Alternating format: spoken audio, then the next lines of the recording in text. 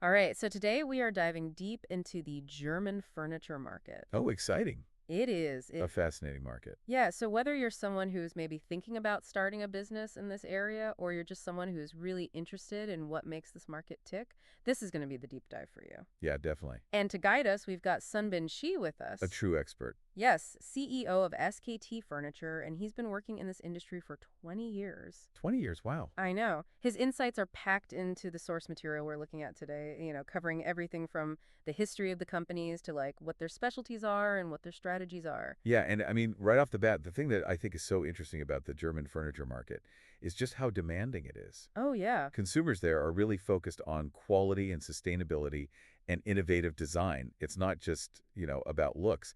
It's got to be the whole package. Yeah, so high standards. Very high standards. Which is good. Yeah, it pushes everyone to be better. Yeah, exactly. So, okay, so Germany, we've got this market with super high standards, demanding customers. And, Sunbin has actually ranked the top 10 furniture dealers in this market. So we're going to go through those. Okay, perfect. So let's just get started with, the elephant in the room, IKEA Deutschland. Everyone knows IKEA. Yeah. But what makes them so successful specifically in Germany? What did Sunbin point out about their strategy? Well, I mean, IKEA's strategy is pretty brilliant, right? They've got that perfect blend of affordability and convenience with the whole flat pack model. Mm-hmm. But what's interesting is how they've added in like this growing focus on sustainability, which, is huge in Germany. Oh, yeah. And it's really allowed them to reach such a diverse customer base from, students to families. Just about everyone. Yeah, pretty About much. affordable, convenient, and sustainable. Yeah, they've really got it all. But you know what really surprised me? Sundin mentioned this. IKEA furniture actually holds its value really well on the German resale market. Oh, that's interesting. It is. It is. Because you'd think with the affordability, maybe people would just kind of toss it after a few years. Exactly, but it's not seen as disposable. No, definitely not. Why do you think that is? I think it speaks to their brand recognition and the fact that people see the value in IKEA furniture, even if it is very accessible. Yeah. Like they don't just see it as disposable. Yeah, it's like they've managed to kind of shed that fast furniture image. Yeah. And really kind of tap into that, Into that desire for quality and longevity. Exactly, exactly. Okay, so we've talked about IKEA, which is, this global giant, but the rest of the companies that we're going to dive into are very much rooted in German and European traditions. Got it. So let's move on to kind of, two titans that are battling it out for furniture supremacy. All right, who are we talking about? Möbel Höffner and XXXLutz. Okay, big names. Big names, big players. And Sunbin actually describes them as like friendly rivals, but you can definitely feel the competitive energy there. Yeah, I get that. So what makes each of these giants tick? What are their strategies? So Möbel Höffner is all about that premium experience. Okay. They really curate a selection of the top German and European brands, and their showrooms are meant to be super immersive. Oh, wow. They're like, almost like a multi-sensory experience. You go there, you feel the furniture. It's not just shopping, it's an experience. exactly. I like that. And I think they also really understand that buying furniture, especially large pieces, can be kind of daunting. Yeah. So they really focus on making the logistics really smooth. Oh, that's smart. Like the delivery. Yeah. So they're really going for that high touch, premium experience. For sure. So that makes sense why that would work really well in Germany. Absolutely. So how does XXLutz hold its own against that? So XXLutz takes a bit of a different approach. Okay. They offer a wider range of styles, so they're kind of catering to more diverse tastes. Okay, got it. From modern to classic, you'll find it all there. Yeah. And their pricing strategy's a little bit more aggressive. Makes sense. And then probably most notably, they've really invested in digital innovation. Interesting. So they're kind of like the more tech-savvy Yeah, exactly. counterpart to Höffner. Yeah, exactly. Which is interesting. So they've really carved out their own lane. Yeah, they each have their own strengths. But they're not done yet because XXXLutz also owns Momax. Oh, right. Which Sunbin describes as like their trendy, budget-conscious offshoot. Yeah. So how does Momax fit into all of this? So they're definitely targeting a younger, more urban demographic, people who are maybe a bit more budget conscious, but still care a lot about style. Okay. So their furniture is often tailored for smaller spaces, like the urban apartment lifestyle. Mm-hmm. And then their digital presence is really strong, which makes sense for that demographic. Yeah, meeting those customers where they are. Yeah, exactly. Online, social media, mobile-friendly experiences. Okay, so smart. They're tapping into that, like, growing market of young urban consumers who are just so digitally native. Yeah, for sure. Okay, that makes sense. So next up, we've got Sedmiller, Okay. and they really caught my eye because of this focus on in-house production. Oh, yeah, that's interesting. It is. I feel like that's pretty unique in this landscape, wouldn't you say? It's definitely not the norm. Most companies at least outsource some part of their production. Yeah, yeah. So what does that say about Segmilla? I think it really speaks to their commitment to quality control and to that, made in Germany appeal. Yeah. So by handling production in-house, they can ensure top-notch craftsmanship, maintain really strict standards. And that would resonate with those German Oh, customers yeah, big time. whose value durability and that long-term value. Exactly. I mean, what's also interesting is that this model allows them to offer a level of customization that you don't really see with mass-produced furniture. Oh, that's a good point. So they're really tapping into that German appreciation for craftsmanship, quality, those personalized solutions. That's like bringing back that artisan feel, Exactly, exactly. even on a larger scale. I love that. Okay, so let's shift gears a little bit to what I like to call the discount duo, Okay. Poco and Roller. Right, yeah. So these are both big players in the, discount furniture market. Mm-hmm. But I'm curious about, like, what are the subtle differences? Yeah, good questions. What did Sunbin pick out?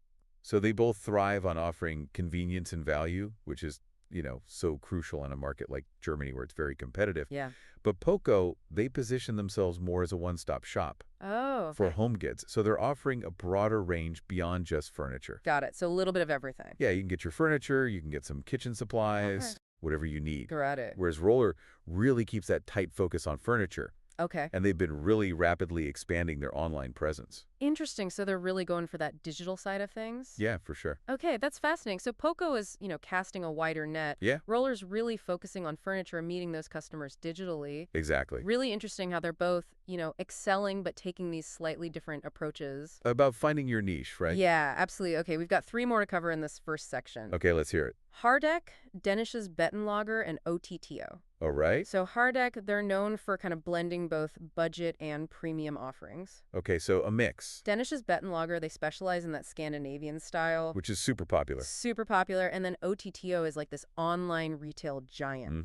Mm-hmm. So what's the quick takeaway on how these 3 fit into the overall picture? I think they really exemplify how segmented the German furniture market is. Okay. So each of them caters to very specific needs, very specific demographics. Yeah. And it shows that, choice and specialization are really key for attracting those consumers. It's not one size fits all. Not at all. Okay, that's fascinating. So a very diverse ecosystem where, each company is finding their little niche. Yeah, exactly. All right, so before we move on, I want to bring it back to Sunbin Chi and his company, SKT Furniture. Okay, yeah. So they specialize in dining furniture, specifically chairs. Beautiful chair. Beautiful, beautiful chairs. And, they're looking to make their mark in this German market. Mm-hmm. So given everything that we've learned so far, what kind of strategic insights do you think SKT could learn from these top players? There's a lot to learn from these success stories. For sure. I think first and foremost, embracing the digital space like Momax is crucial. Okay. Reaching a wider audience through a strong online presence, Yeah. absolutely key. Makes sense. And then they could also take a page from IKEA's playbook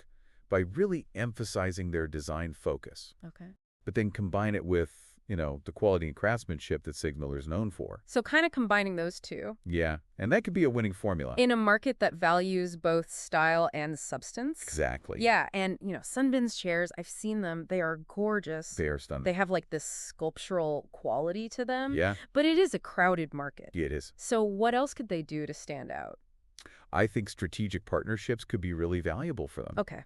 So, imagine if AskT partnered with select dealers to expand their reach. Yeah, yeah. Tap into those existing network. That makes sense. It could be a way to leverage those relationships, get their chairs in front of more people. Yeah, yeah. Yeah, I think that would be really smart for them. Okay, so really smart partnerships. Mm-hmm. Okay, so we've talked about how these top furniture companies, how they've carved out their space in this tough market. Mm-hmm. But Sunbin's insights go even deeper than that. Oh, okay.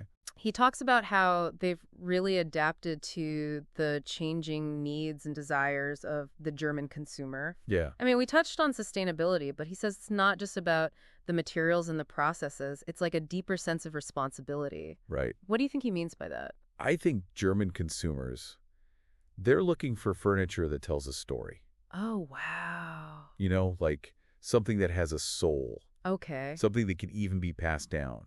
Oh, wow, like an heirloom. Yeah, exactly. It's like moving away from fast furniture Mm-hmm. and towards pieces that have real character and staying power. So it's almost like furniture is becoming more of an investment, not just a purchase. Yeah, I think that's a good way to put it. Okay, so it's about knowing where your furniture comes from, how it was made, Hmm. the values that represents. Exactly. It's like quality and craftsmanship. Which brings us back to like Seg Miller Yeah, with their in-house production. absolutely. They're really kind of like tapping into that. Yeah, they're really emphasizing that. And I'm thinking back to IKEA again. Right? How they've managed to maintain that strong resale value. Hmm. Maybe it's not just the brand, but maybe it is also about this idea of durability, longevity that we're Okay. talking about, that Yeah. maybe their furniture isn't seen as so disposable. So Absolutely. they've managed to kind of like walk that line Right. between affordability, Okay. but also, having these products that are Quality. valued and that Yeah. are going to last. They're tapping into those values that are really important. They're playing the long game. Exactly. So smart. Okay, so we've got this shift toward heirloom quality. We've talked about sustainability. Yeah. What other major trends are shaping this market, according to Sunbin? I think the big one is digitalization. Okay, We touched on it briefly with XXXLutz and Momax, right. but it's impacting every player in the market, Okay, from the big guys to the smaller companies. that makes sense. The way people buy furniture is changing. Yeah. And companies have to adapt. So what does that look like in the furniture world? Like, is it just about having a website? It's so much more than just a website. It's Okay. about creating these seamless omni-channel experiences. Okay. So customers can browse online, they can go to the showroom, Mm-hmm. get recommendations, Right. and even use augmented reality Wait, hold on. to see the furniture in their homes. Augmented reality. I've seen that for like clothes, Yeah, but furniture. Tell me more about that. it's becoming more and more common. Wow. So companies are using these apps where you can see how a sofa or a table would look in your living room Oh, wow. using your phone or your tablet. Okay. So you can see the scale, the style, how it fits with your other furniture. That's amazing. Yeah, it takes the guesswork out of buying online. Yeah. It just makes it more fun. And interactive. Exactly. Okay. So the companies that are embracing these tools, Mm-hmm. they're going to have the advantage. They're reaching a wider audience, more personalized. It's about meeting the customer where they are. Yeah, And these days, that's online. yeah, in that digital space. Wow. It's amazing to see how technology is transforming even like these traditional industries. Totally. Now, what about, smaller players like Ace KT? Right. We've talked about the big giants, but Yeah. how can a smaller company carve out their space in this competitive market? I think for smaller companies, specialization and a focus on quality are key. Okay. So companies like SKT, they can really differentiate themselves Right. by offering unique designs, Yeah. exceptional craftsmanship, Mm-hmm. and like a deep understanding of their customer. Okay. They need to become the go-to for a particular style. So really, like, own that niche. Yeah, own that niche, become the expert. Okay, that makes sense. It's like building a reputation for excellence. Yeah, I love that. It's like those artisan shops you find, in little European towns. Right. The ones with the handmade goods you can't find anywhere else. Yeah, they've got that special something. Exactly, and they thrive because they offer something unique. It's all about the details. It is, yeah. The quality, the design, the story behind it. And in a market like Germany, those details matter. They do. They do. Okay, this has been so insightful. I feel like we've covered so much. Yeah, it's a complex market. And it's so interesting. Yeah, absolutely. And I feel like we've really gotten a good sense of the consumer, like what they want. Yeah, what's driving them? And it's just been really fascinating. I'm already thinking about like my next furniture purchase in a new way. That's great. Thinking about the long term, the craftsmanship. But there's one more thing we haven't talked about. Okay, what's that? Sustainability Right. and environmental consciousness. Yeah, that's a big one. And it's not just a buzzword, it's essential. Absolutely, and we could talk about it for hours. We could, so let's dive into that in part 3. Perfect. We'll explore how that's shaping the whole industry from the inside out. Yeah, it's really fascinating. So stay tuned. All right, so welcome back to the deep dive. Here we are. We're continuing our look at the German furniture market. Yeah. And we're really zoning in on sustainability. I mean, Yeah. it's not just a trend in Germany. It's Yeah. like a way of life. It's essential. Yeah, and consumers are really demanding that transparency from companies. Yeah, they want to know the whole story. Like, The whole story, exactly. where did the materials come from? How is it made? What happens to it, at the end? The whole life cycle. Exactly. So what are like the main things that consumers are looking for when it comes to sustainable furniture? Well, durability is huge. Okay. Moving away from that fast furniture mentality, people want pieces that'll last. Yeah, things you can repair. Yeah, refurbish, even pass down to next generation. Right, so if something lasts longer, you're automatically reducing waste. Exactly. Okay, that makes sense. And they're really paying attention to the materials. Okay. Responsibly sourced wood, recycled materials, natural fibers, things like that.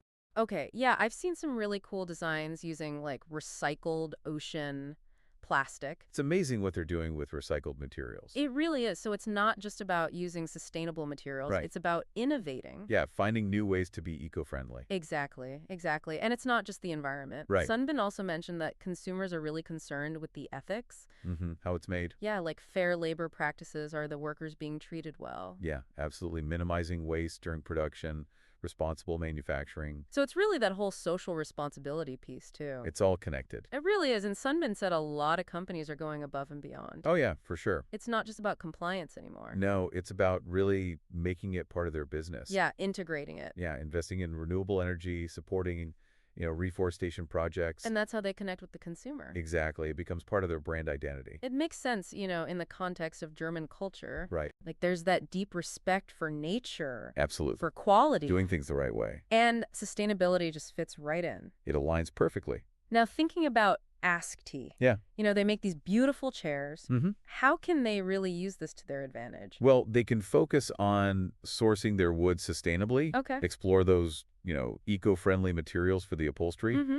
And they can really highlight their commitment to ethical manufacturing. Okay. They can even offer a take-back program Oh, interesting. for old chairs so they get recycled or refurbished. So it's like a closed loop. Yeah, exactly. Wow, so many ways to really appeal to that eco-conscious consumer. There are, and it's not just about meeting a demand. Right. It's about aligning with values Yeah. that resonate with the I company see that. and with the customer. This has been amazing. It's been a great discussion. I feel like we've learned so much about this market. Yeah, it's complex. It is It's complex. so fascinating. It's fair. The German consumer, they really demand the best. Yeah, and I think that's what makes this market so interesting to look at. It's a challenge, but it's also an opportunity. It is. And, for our listeners out there, Yeah. next time you're shopping for furniture, really think about the story behind it. Yeah, ask those questions. Ask the questions, think about the materials, the The profits. company's values. Exactly, because your choices have an impact. They do. Support those companies that align with what you believe in. Absolutely. And invest in those pieces that'll bring you joy for years to come. That's the goal. Well said, and a huge thank you to Sunbin.